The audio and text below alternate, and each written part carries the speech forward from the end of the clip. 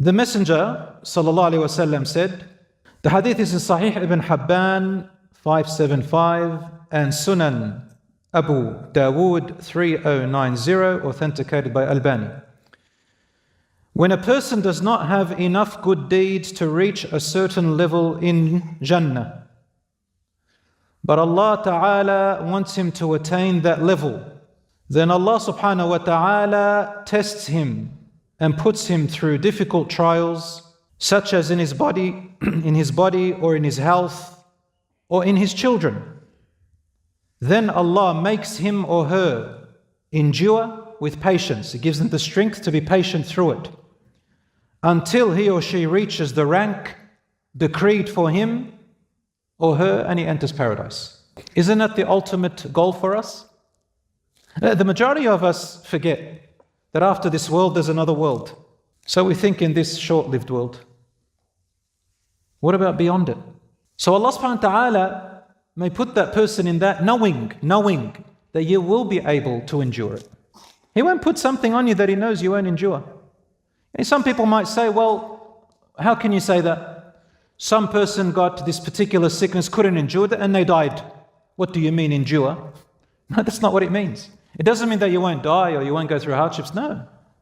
What it means is that you get through it while your piety, righteousness, your morals, your connection and relationship to Allah, your peace and serenity and tranquility in your heart remains. You endure through it like that. And you anticipate the reward from Allah. And you're able to look forward beyond just this world of what is in store for you. Listen to what Allah says in Sahih Muslim, this hadith, that when Allah subhanahu wa ta'ala takes away, meaning they die, takes away in death a close beloved of yours, Allah says, Allah says, the hadith Qudsi, He says, when I take away the beloved person of one of my worshippers on earth, one of my servants, and then that worshipper of mine, that servant, ihtasabahu, the word in Arabic, difficult to translate in English, but the close meaning is, and looks forward to the reward and what Allah has in store for them, for their perseverance and patience. Because how do you have patience? You've got to look forward to something. You've got to look for a compensation. You've got to look for something that will replace your grief, your anger, your frustration. So Allah tells you, ihtasabahu, I've got something for you. Think of me, think about what I told you. Follow what Allah told you. I'm not going to leave you alone, number one. There is a purpose for this and it had to happen now. So trust in me. And I'm not going to leave you. For every endurance you go through, there is something for you awaiting. And this beloved of yours is not going forever. I'm going to reunite you with them. Ihtasabahu. You leave it with Allah subhanahu wa ta'ala. That's your compensation. Allah says, I have no other reward for that person except for paradise. That's it. Meaning that's the ultimate thing to Allah subhanahu wa ta'ala. He says, you're favored, you're amazing. Sometimes Allah subhanahu wa ta'ala may see in you a quality or an attribute that is so strong in you. You are special with that attribute. Sometimes you may be so good in compassion. What is Allah's name? The most compassionate. At times you may have the quality of mercy and empathy. What is Allah? Ar-Rahman Ar-Rahim, Al-Wadud, empathetic. You might have an attribute of kindness in a smarter way than other people, in a better way than Allah. What is Allah's name? Al-Latif. You may have a strong leadership and justice. What is Allah's name? Al-Adl. You may have the ability of generosity. What is Allah's name? The most generous, Al-Kareem. Some of Allah's names and attributes don't befit people. So we don't say we can be Allah's attributes. Some attributes are only to Allah. For example, Al-Mutakabbir, the one who is full of pride. There is no one beyond Allah, because pride is only for the one who has no diminishes, who has no shortcomings. Allah is perfect, He has the right to be the most proud. A human being can't be like that. That's arrogance. But the other names and attributes which a human being can have guess what?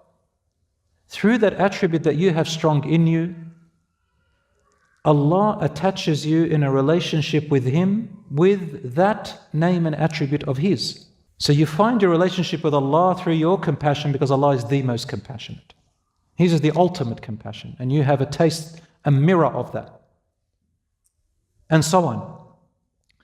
Perhaps, for example, this mother has an autistic child or has fears for her future. Allah subhanahu wa ta'ala put that child with her because she's the one deserving of this blessing and deserving. See how the mind of the believer Allah wants us to channel it to? So what do you do with it? Work with it. This is your test. This is it. At least you know what it is. Some people don't know what their test is. They say, why? What is going on? This is your test. If it's poverty, it's your test. If it's sickness, it's your test. The one who doesn't know is the one who has everything. And they think that Allah is pleased with them while they're not doing anything good, because they have more money or because they have better health and so on. But don't fear. Perhaps this is the way for you to be connected to Allah. My brothers and sisters, these are obviously not my words. There is a great scholar by the name of Ibn al-Qayyim who wrote a book called Iddatu Sabirin and also Al-Wabil al-Sayyib, which means nourishing rainfall and the way to patience and gratitude. Beautiful two books by Imam al-Qayyim. He says, certainly, since He, glory be to Him, is truly the most thankful, the most beloved of His creations, to Him are those who embody the trait of gratitude, just as the most detested of gratitude are those who neglect it or embody its opposite. This reflects the nature of His beautiful names, Allah's names. The most beloved of His creations are those who manifest what these names mean and necessitate, while the most detested are those who embody the opposite of what Allah's names and attributes are. For this reason, he said, He detests the disbeliever, the unjust, the ignorant, the arrogant, the hard-hearted, the miserly, the cowardly, the dishonorable, and the vile. Because none of these are Allah's names and attributes. They're the opposite.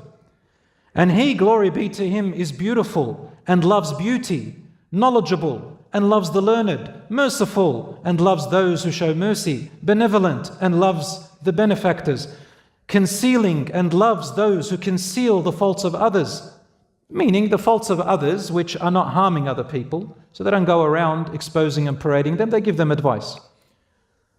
Capable and reproaches weakness, the strong believer is more beloved to him than the weak believer. He is forgiving and loves forgiveness, singular and loves singularity, meaning that he loves that you worship him alone, and so on.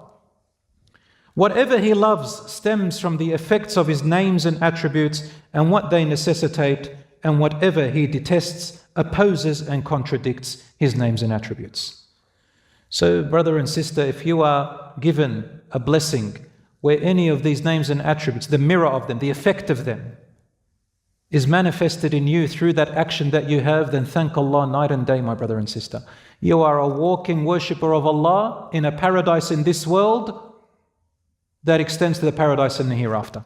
And that is the meaning of Ibn Taymiyyah when he said in his book, في الدنيا جنة. In this world there is a paradise. من لم يدخلها لم يدخل جنة الآخرة.